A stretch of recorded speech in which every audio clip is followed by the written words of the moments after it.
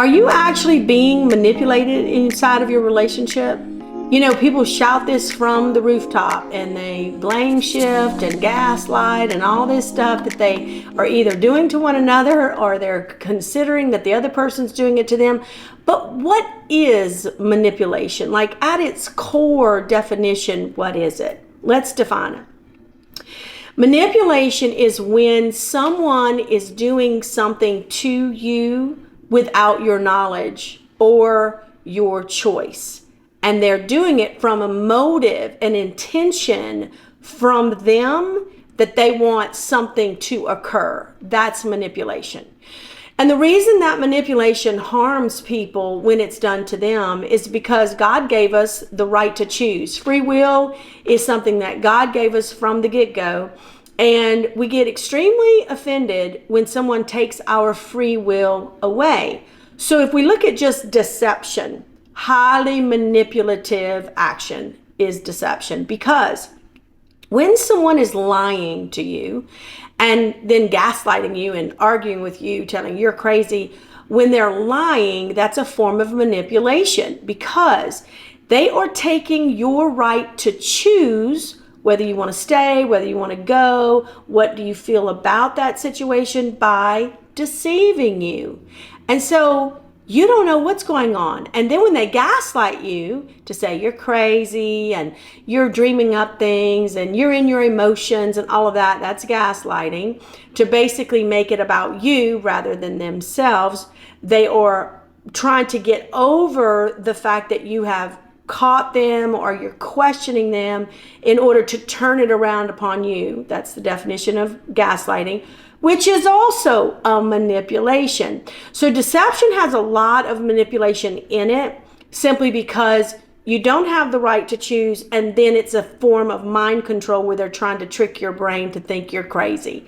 Now, that happens a lot. Now, other things that happen with agenda type of emotions, like I have an emotion that I really want you to not ask me for sex tonight, so therefore I'm going to give you indicators throughout the day that I'm tired or the kids have been terrible so that you don't ask.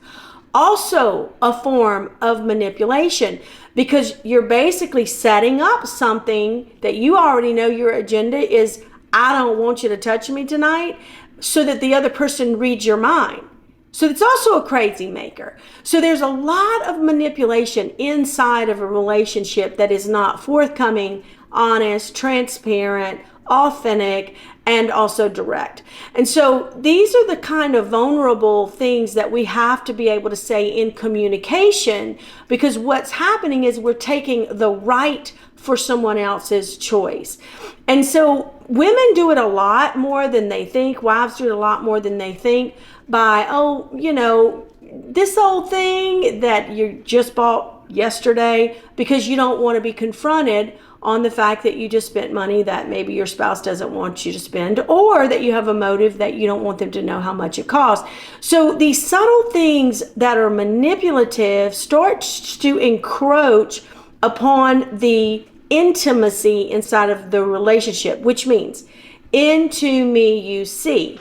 Okay, so intimacy is not just affection or sexual intimacy. It is about being vulnerable and allowing that person to really see inside of you.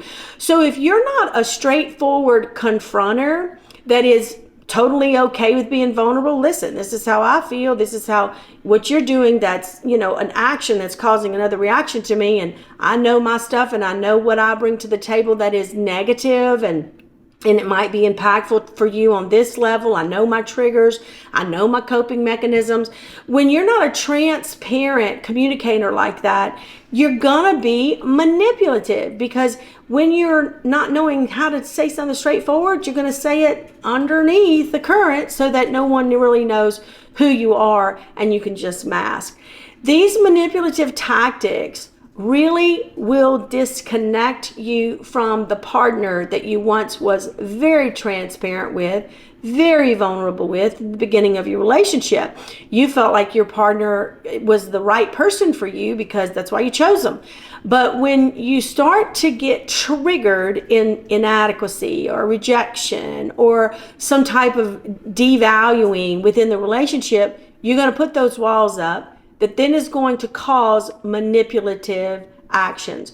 So when people come to me and they're pointing their finger to this person that's done this horrible offense, which is cheating or deceiving or whatever, also that is bad and that's very manipulative. So I don't necessarily say, okay, that's good. That's very bad. And you will have the right to choose whether or not you want to stay or go inside of that relationship. But if you want to stay, and full disclosure has been accomplished by the person that deceived in the relationship, and they have also had to face some of their stuff in order to be authentic for you, you will also, if you want to stay, you will also have to see how you're manipulating in the background of the relationship too, because there's a reason that there's a gap in the marriage if someone is doing some of these things. Now, they may not be communicating the gap, which is their fault. They also are utilizing the gap to have, character issues like cheating or deceiving, which is their fault. None of that is your fault if you're inside of that kind of relationship. But if you want to stay, then you have to look at the dynamic of the relationship. Where are the gaps and where is the manipulation going on for each of y'all? And that's how you get vulnerable and transparent inside of an intimate relationship.